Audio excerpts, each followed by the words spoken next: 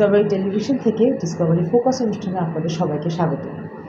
আমরা এই অনুষ্ঠানে সমসাময়িক সমস্যা নিয়ে আলোচনা করে থাকি।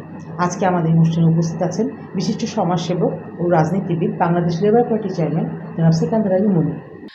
স্যার, বর্তমান সরকার ভূমি সংস্কারের বিষয়ে কী কী পদক্ষেপ নিচ্ছেন বা আর কী পদক্ষেপ নেওয়া উচিত বলে আপনি মনে করেন? ডিসকভারি টেলিভিশন ও অনুষ্ঠানের সাথে যারা জড়িত সকলকে আমার পক্ষ থেকে, আমার রাজনৈতিক দল বাংলাদেশ লেবার পার্টির পক্ষ থেকে অভিনন্দন ও শুভেচ্ছা জানাচ্ছি। আপনারা আমার কাছে জানতে চেয়েছেন ভূমি ব্যবস্থাপনার সম্পর্কে। আসলে ভূমি ব্যবস্থাপনা একটা জটিল বিষয় আমাদের, কারণ আমাদের যে ভূমি ব্যবস্থাপনা এটা মূলত ব্রিটিশ পিরিয়ডেই থেকে যেটা হয়ে আসছে সেটা এখনও চলমান আছে। ব্রিটিশরা সে আজ থেকে কত বছর আগে আমাদের এখান থেকে আমরা স্বাধীন করে পাকিস্তান গঠন করেছিলাম, আবার পাকিস্তানের প্রায় 25-30 বছর পরে আবার আমরা নিজেরা স্বাধীনতা অর্জন করে স্বাধীন বাংলাদেশ আমরা গড়েছি। কিন্তু সেই ভূমি ব্যবস্থাপনা ব্রিটিশরা যেটা করে দিয়ে গেছে, পাকিস্তান আমলেও সেটা ছিল, নতুন করে কোনো ব্যবস্থাপনা ছিল না। আবার বাংলাদেশ হলো সেই একই অবস্থা। এই 50-60 বছরে আমরা নতুন কোনো ব্যবস্থাপনা আমরা এই ভূমি সংস্কারে ব্যাপক কোনো ভূমিকা রাখতে আমাদের সরকারগুলো পারি নাই। এ ব্যাপারে আমার সুস্পষ্ট বক্তব্য হলো যে আসলে ভূমি সংস্কার বা ভূমি ব্যবস্থাপনায় সেই ব্রিটিশরা যেটা করে গেছে সেখান থেকে শুরু করে এখনও কোনো দৃশ্যমান কোনো পরিবর্তন ভূমি ব্যবস্থাপনায় আসে নাই। তাতে করে কি হয়েছে, ব্রিটিশরা তাদের সুবিধা মতো লোকদেরকে, ব্রিটিশদের সাথে যাদের ভালো সম্পর্ক ছিল তাদেরকে সেই সময় তারা জমি জমা বন্টন করে দিয়ে গেছে। আপনি ধরে নেন আজ থেকে প্রায় 100 বছরের কাছাকাছি সময়ে তারা এখান থেকে ভূমি ব্যবস্থাপনা বা ভূমির একটা বন্টন করে গেছে। তো 100 বছর আগে যারা তাদের সুবিধা মতো লোক ছিল তাদের ভিতর তারা বা যারা তাদের কথা শুনতো তাদের মধ্যে তারা এই বন্টন ব্যবস্থা তারা করে গেছে। যাতে হয়েছে কি, পাকিস্তানের সময় আমরা অনেকগুলো জমিদারি পরিবার পেয়েছি এবং বাংলাদেশ স্বাধীন হলো দেখা যাচ্ছে যে সেই ধারাবাহিকতায় ভূমির ব্যবস্থাপনায় কোনো পরিবর্তন না আসাতে সেই জমিদারি প্রথা অনেকটা রয়ে গেছে। তার মানে ব্রিটিশরা যারে যেভাবেতে দিয়ে গেছে সেইভাবেতে এখনো পর্যন্ত চলমান আছে। তাহলে আমরা বলতে পারি যে আজ থেকে 100 বছর আগে যখন বন্টন হয়েছে তারপর থেকে যে কোটি কোটি মানুষ জন্মগ্রহণ করলো এই পাকিস্তানে, বাংলাদেশে, এই লোকগুলো কোথায় কি অবস্থায় আছেন বা তারা এই ভূমি ব্যবস্থাপনার সাথে সম্পৃক্ত আছে কিনা।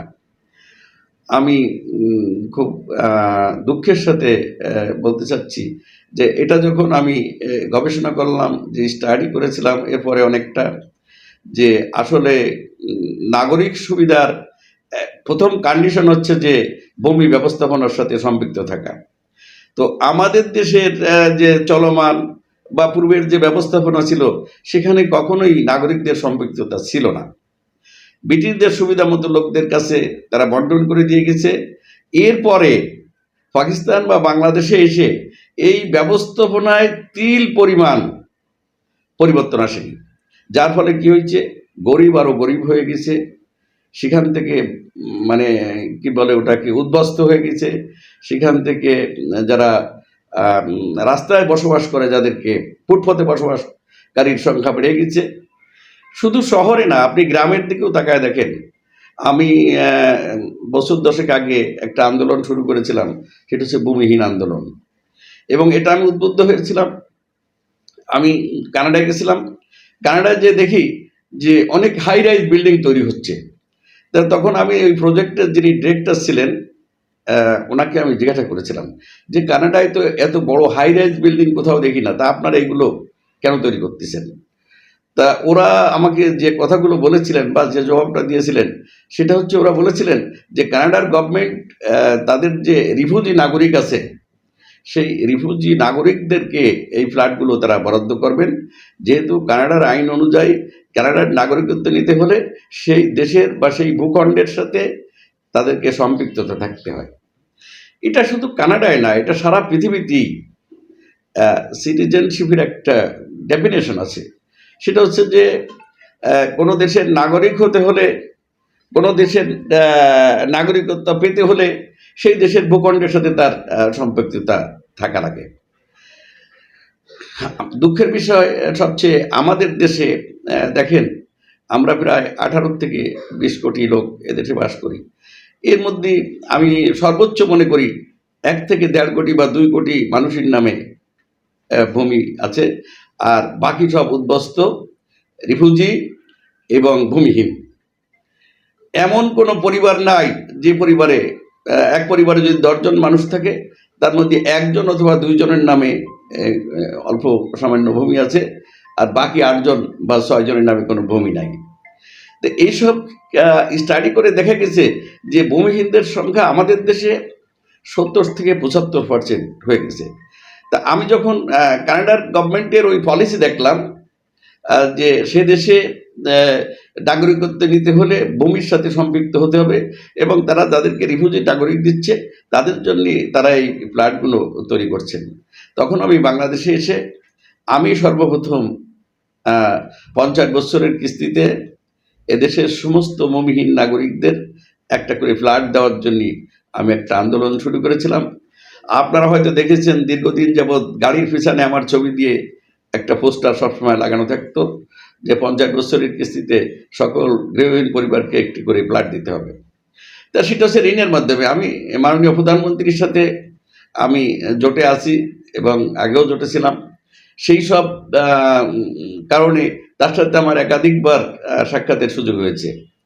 আমি কানাডার থেকে ফিরে আসার পর যখন এই আন্দোলন শুরু করি, তখন প্রথম থেকেই আমি সব মানুষের সাড়া পেয়েছি।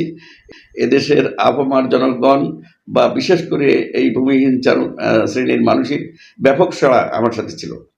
তো আমি মাননীয় প্রধানমন্ত্রীকে আমি সুযোগ হয়েছিল, আমি একবার বলেছিলাম ওনাকে যে আপনি এই ধরেন ঢাকাতে আমাদের 100টা বস্তি আছে, এই 100টা বস্তি যদি আপনি একটা বস্তিতে রূপান্তরিত করেন এবং সেখানে যদি আপনি হাই রাইজ বিল্ডিং তৈরি করে এটা যদি এই ভূমিহীনদের মধ্যে ছোট ছোট ফ্ল্যাট, 2 রুমের ফ্ল্যাট করে যদি আপনি 50 বছরের কিস্তি বরাদ্দ দেন, তাহলে দেখা যাবে কি আপনার এই একটা বস্তিতে আপনার সব লোক এসে অ্যাকোমোডেশন হয়ে গেছে, এবং এখানে আপনি এদেরকে শিক্ষা বা অন্যান্য ব্যবস্থাপনা এগুলো আপনি ব্যবস্থা করতে পারবেন, মানে নাগরিক সুবিধার যা যা সুবিধা সেগুলো আপনি এখানে দিতে পারবেন।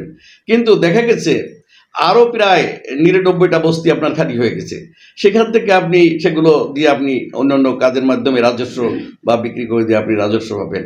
তো মাননীয় প্রধানমন্ত্রী আমাকে আশ্বস্ত করেছিলেন যে হ্যাঁ, এটা একটা ভালো উদ্যোগ এবং পর্যায়ক্রমে আমরা দেখবো এটা, বা আমার সরকার এটা দেখবে।